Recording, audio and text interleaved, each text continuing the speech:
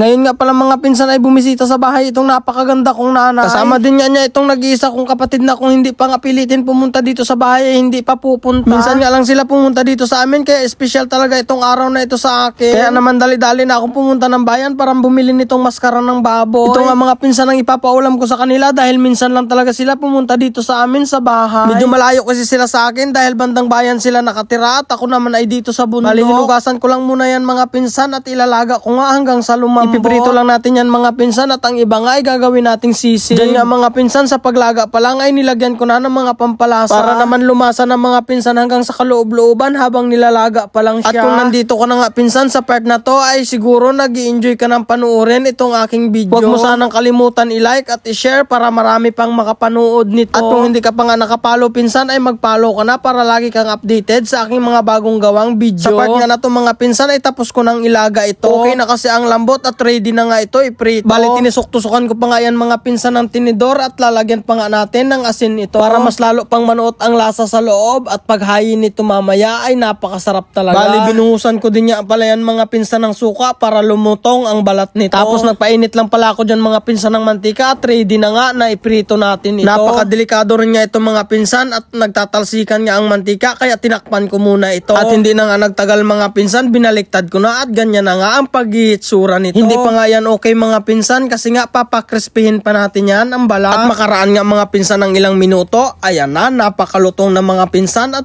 puputok-putok na ang balat nito. Pinagayat ko na nga ng sibuyas si Mrs. para panlagay naman sa sisig. Itong liver spread pala mga pinsan ang gagawin kong pampalasa sa sisig at pinigaan ko lang ng kalamansi. Bali mga 4 na piraso lang yan mga pinsan at tansyahan nga lang ang ginawa ko. Tapos nilagyan ko lang nitong mayonnaise at paminta mga pinsan at hinalo-halo ko na nga yan. At syempre hindi rin pahuhuli itong siling green para may sipa din talaga ng anghang itong sisig natin. Tingnan nyo naman mga pinsan at ready na talaga. Ready to eat na talaga ito. Tapos gumawa din pala kami dito mga pinsan ng buko salad para maging special talaga yung salo-salo namin dito. Medyo tinipid nga lang itong mga pinsan ng mga panghalo pero lasang buko salad din naman talaga ito. Nilagyan din pala namin ito mga pinsan ng cheese kaya very satisfied talaga yung cravings namin dito. Saktong-sakto nga mga pinsan pagkatapos ng buko salad ay naluto na rin itong isa nating piniprito. Muntik na nga itong masunog mga pinsan pero laban na talaga to. Medyo palulutungin lang natin itong mga pinsan ng kaunti at pupunta na tayo sa ating venue. Doon kasi kami mga pinsan kakain sa tabing kalsada, hindi naman masyadong kalayuan dito sa bahay ko. Para parang picnic na rin mga pinsan at minsan nga lang kami magkakasalo-salo. Nandito na nga kami mga pinsan kumakain at saluhan nyo na kami dito. Enjoy nga kami dyan mga pinsan pati mga bata at naubos talaga namin lahat ng hinanda ko. At bago nga matapos itong video na ito mga pinsan ay shoutout ko